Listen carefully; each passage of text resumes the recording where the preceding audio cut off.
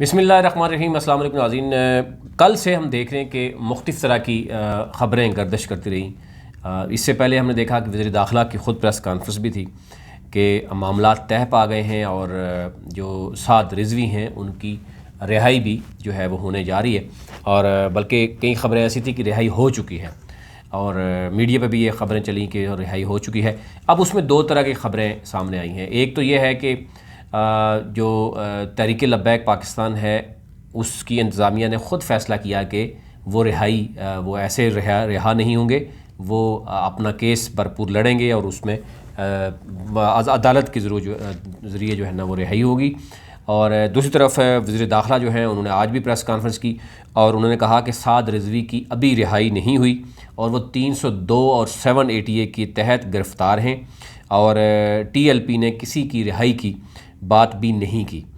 साद रिजवी ने समेत 210 FIR जो है वो कानूनी मरहले से गुजरेंगी। डेफिनेटली जब FIRs हो गई हैं तो डेफिनेटली वो कानूनी मराहल से गुजरेंगी।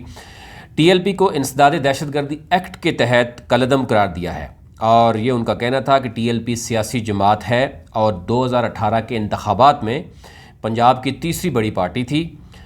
इनके पास अपील का हक़ मौजूद है और वो 30 रोज़ में अपना जवाब दाखिल करा सकते हैं।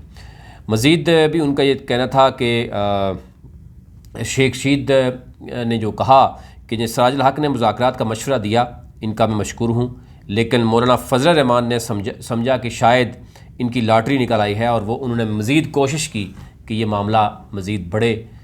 ये जो है ना उन्होंने फ्यूल टू फायर करने की, यानी उन्होंने बकौल उनके कि उन्होंने इसमें आग लगाने की कोशिश की, लेकिन वो कामयाब नहीं हुए। मज़ीद उनका ये कहना था कि 20 अप्रैल को 7 घंटे TLP के मुज़ाकरात के बाद मामला तय पा गए हैं और इसी रोज़ कौमी असम्बली का इजलास भी बुलाया था और उसमें मज़ीद उनका कहना था लेकिन शाहिद हक़ान अब्बासी ने गलत अल्फाज जो हैं वो इस्तेमाल किए। वो लगते नहीं हैं कि वो वज़ीर आज़म रहे हैं। अपनी सियासी ज़िंदगी के सबसे नाज़ेबा अल्फाज देखे हैं जो साबिक़ वज़ीर आज़म शाहिद हक़ान अब्बासी ने इस्तेमाल किए। ये वज़ीर दाखिला का कहना है और उनका कहना था कि ऐसा कानून लाना चाहते हैं। असल जो मामला है जिसमें हम कहते हैं और ये भी कहा जा रहा है कि इसमें बड़ी अहम बैठक हुई है जिसमें सिविल और अस्करी जो है वो क़यादत ताकत ने जो है फ़ैसला किया है। काबीना में भी बहुत सी कुछ चीज़ें सामने आने जा रही हैं। कहा जा रहा है कि 15-20 दिन के बाद कानून साजी होने जा रही है और वो क्या कानून साजी होगी ये अभी कुछ भी कहना कबल वक्त है, लेकिन एक इशारा उन्होंने ज़रूर दिया है कि ऐसा कानून जो है वो लाना चाहते हैं जो किसी फ़िरके को छेड़े नहीं और अपने फ़िरके छोड़े नहीं, यानी वो किसी के फ़िरके को छेड़े नहीं और अपना फ़िरका छोड़े नहीं। मुहर्रम, ईद मिलादुन्नबी समेत तमाम इवेंट पर मसाइल पैदा होते हैं। सोशल मीडिया के ज़रिए पाकिस्तान के इस्तेकाम को तबाह करने और की कोशिश की गई है और उन्होंने भारत का भी जिक्र किया कि पड़ोसी मुल्क जो है उससे पहले भी बहुत सी उनकी इस तरह की गुफ्तगू जो है वो आपने देखा होगा कि उनके जो रिटायर्ड आर्मी के लोग हैं वो भी किस तरीके से बात करते हैं और वो इस मामले पे बहुत सी बातें कर चुके हैं। आपने देखा होगा बहुत सी वीडियोज़ वायरल हुई हैं वहाँ पर जो सोशल मीडिया में भी वहाँ के कुछ भगोड़े हैं आर्मी के, वो भी ये बात करते हैं और मेजर जो है अलबत्ता उसके बारे में क्या कहा जाता है क्यों उसने आर्मी छोड़ी, लेकिन मेजर गौरव आर्या जो है वो बड़े सरेआम आपने देखा होगा कि वो वीडियोस करते हैं कि हम किस तरीके से मौलवी का वो वर्ड इस्तेमाल करते हैं। वो कहते हैं जी हम एक दूसरे के ख़िलाफ़ इस्तेमाल करेंगे और कितने पैसे देंगे और इस तरीके से उन्होंने ये पहले भी चीज़ें की। मज़ीद उनका कहना था भारत और दीगर अमन दुश्मन जो ममालिक हैं हमें फैटफ के ब्लैक लिस्ट में देखना चाहते हैं, लेकिन ये उनका ख्वाब पूरा नहीं होगा और वो कहने की कोशिश करेंगे कि एक ऐसी पॉलिसी लाएं जो शख्स कानून को हाथ में लेगा, इसे कानून उसे हाथ में लेगा।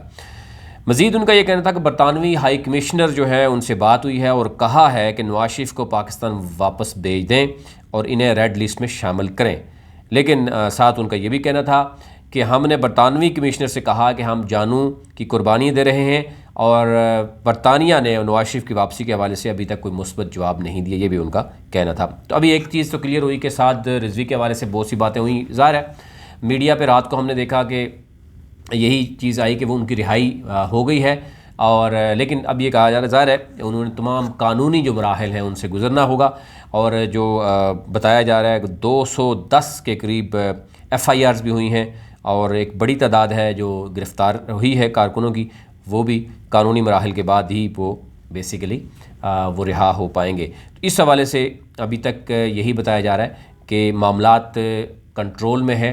और इसमें जो वज़ीर-ए-आज़म ने तकरीर की, वज़ीर-ए-आज़म ने अवाम के साथ ख़िताब किया, वो भी आपने देखा कि वज़ीर-ए-आज़म का ये कहना था कि हम दूसरे इस्लामी ममालिक के साथ मिलकर इस मामले को उठाएंगे।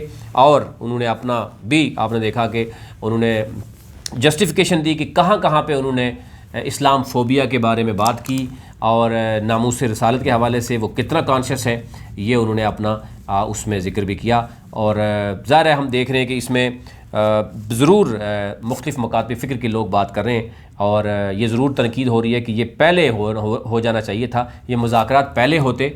जो शेख रशीद भी कह रहे हैं कि उनको साजिल हक़ ने मशवरा दिया कि मुज़ाकरात करें, लेकिन मौलाना फजल रहमान जो है वो कोशिश करते रहे कि इस मामले को मज़ीद तोल दिया जाए।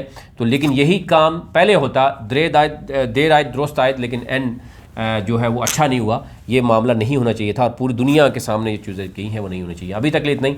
मज़ीद आप अपडेट रहने के लिए चैनल को सब्सक्राइब ज़रूर कीजिएगा, बेल आइकन को ज़रूर क्लिक करें ताकि हर नए आने वाली वीडियो जो है वो आप तक पहुँच सके। बहुत शुक्रिया।